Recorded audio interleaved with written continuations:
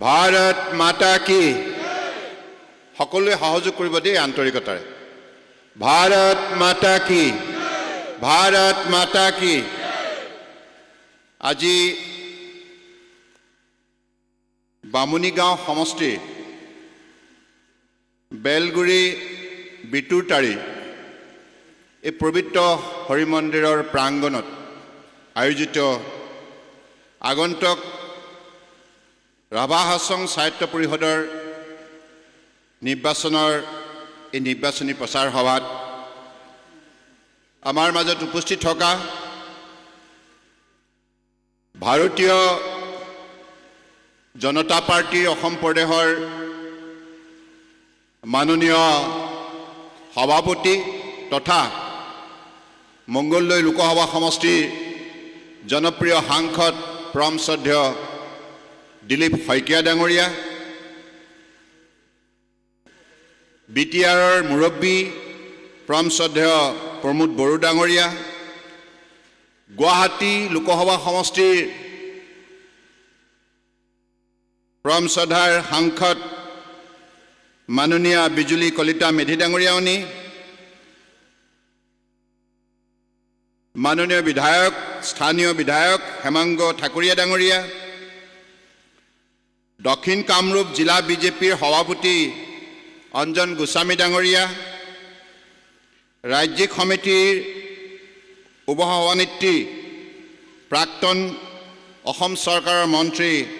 শ্ৰদ্ধেয়া ৰেখাৰাণী দাসবুঢ়ী ডাঙৰীয়ানী ৰাজ্যিক কাৰ্যনিৰ্বাহকৰ মাননীয় সদস্য ৰাতুল শৰ্মা ডাঙৰীয়া দক্ষিণ কামৰূপ জিলাৰ প্ৰভাৰী অনিৰ্বাণ গোস্বামী ডাঙৰীয়া মাননীয় ধনেশ্বৰ তালুকদাৰ ডাঙৰীয়া প্ৰণৱ বৰুৱা চাহা ডাঙৰীয়া ফুলেশ্বৰ ৰাভা ডাঙৰীয়া বামুণী গাঁৱৰ পৰিষদীয় সমষ্টিৰ ৰাভা হাছং যৌথ সংগ্ৰাম সমিতিৰ মাননীয় সভাপতি আৰু অগপৰ নেতা প্ৰণৱ দাস ডাঙৰীয়াৰ লগতে আজি এই সভাত উপস্থিত থকা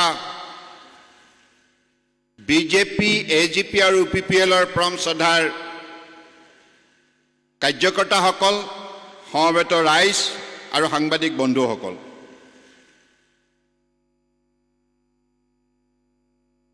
আজি এই সভাত পোনপ্ৰথমে মই এই পবিত্ৰ হৰি মন্দিৰৰ শ্ৰীচৰণত কোটি কোটি প্ৰণিপাত যাচি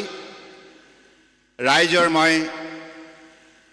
মংগল কামনা কৰিছোঁ ঈশ্বৰৰ ওচৰত প্ৰাৰ্থনা জনাইছোঁ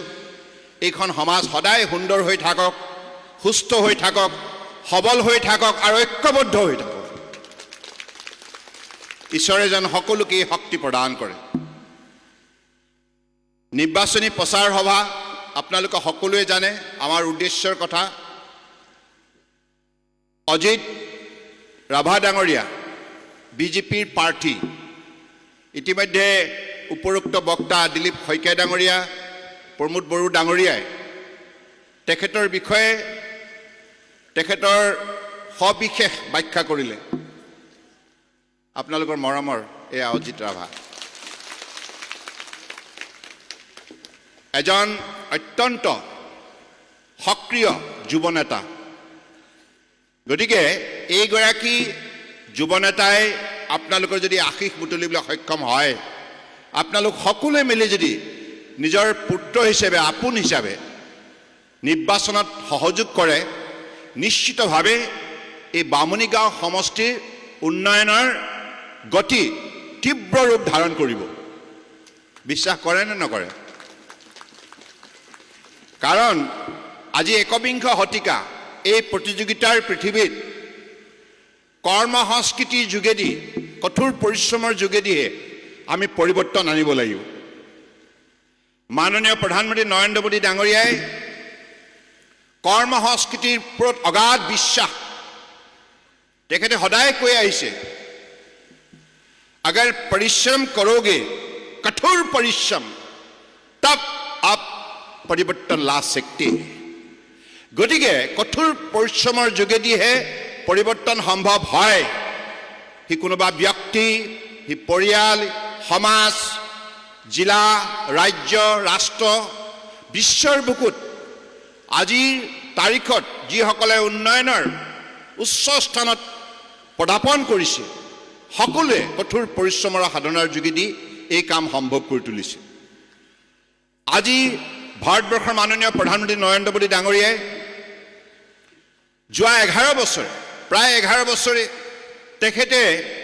যি কঠোৰ পৰিশ্ৰম কৰিছে তাৰ ফলশ্ৰুতিত আজি ভাৰতবৰ্ষৰ বুকুত উল্লেখযোগ্য পৰিৱৰ্তন সম্ভৱ হৈছে। কংগ্ৰেছে প্ৰায় 60 বছৰ কাল ৰাজত্ব কৰিলে। দীৰ্ঘদিন ৰাজত্ব কৰাৰ পাছতো তেখেতসকলে কিন্তু আমাৰ ভাৰতবৰ্ষৰ জনগণৰ জীৱনলৈ পৰিৱৰ্তন আনিব নোৱাৰিলে। আনকি একেবাৰে ভিতৰুৱা গাঁওবিলাকত এটা পকী ৰাস্তাও নিৰ্মাণ কৰিব নোৱাৰিলে কংগ্ৰেছৰ কাৰ্যকালত। বিশুদ্ধ খোৱা পানী যোগান ধৰিবও নোৱাৰিলে। বিজুলী বাতি যোগান ধৰাৰ বাদেই আৰু ৰন্ধন গেছ প্ৰদান কৰাৰ কথাটো বাদেই কংগ্ৰেছৰ দিনত যিবিলাক ইন্দিৰা আৱাস যোজনা দৰিদ্ৰ মানুহৰ বাবে গৃহ নিৰ্মাণ কৰাৰ পৰিকল্পনা হাতত লৈছিল তাকো কংগ্ৰেছৰ নেতাই দৰিদ্ৰ জনগণৰ সুযোগ লৈ তেখেতসকলে সেই ধন আত্মসাৎ কৰাৰ বাবে সমগ্ৰ ভাৰতবৰ্ষতেই দৰিদ্ৰ হৈ থাকিল। গৰীবী হাটাও বহু শ্লোগান প্ৰায় 60 বছৰে দিলে, কিন্তু বাস্তৱত দৰিদ্ৰ লোকৰ সেই দৰিদ্ৰ সীমাৰেখাৰ পৰা উদ্ধাৰ কৰাৰ ক্ষেত্ৰত কোনো ধৰণৰ সফলতা অৰ্জন কৰিব নোৱাৰিলে। কিন্তু আজিৰ তাৰিখত আপোনালোকে যুক্তি সহকাৰে আপোনালোকে যি পৰ্যালোচনা কৰে দেখিব মাননীয় প্ৰধানমন্ত্ৰী নৰেন্দ্ৰ মোদী ডাঙৰীয়াৰ এই 10 বছৰ কাৰ্যকালতেই 25 কোটি 1 কোটি 2 কোটি নহয়, বহু ইউৰোপৰ ৰাষ্ট্ৰতকৈ জাপান দক্ষিণ কোৰিয়া উন্নত ৰাষ্ট্ৰবিলাকৰ তেখেতসকলৰ দেশৰ জনসংখ্যাতকৈ বহু পৰিমাণে বেছি 25 কোটি দৰিদ্ৰ সীমাৰেখাৰ তলত অৱস্থান কৰা লোকক আৰ্থিকভাৱে সবল কৰাৰ ইতিহাস ৰচনা কৰিলে নৰেন্দ্ৰ মোদী ডাঙৰীয়াই। গতিকে এই হৈছে বিজেপি নেতৃত্বাধীন NDA চৰকাৰ। আৰু আজি অসমতো ডক্টৰ হিমন্ত বিশ্ব শৰ্মা ডাঙৰীয়াৰ নেতৃত্বত আজি পুৰুষ মহিলা যুৱক যুৱতী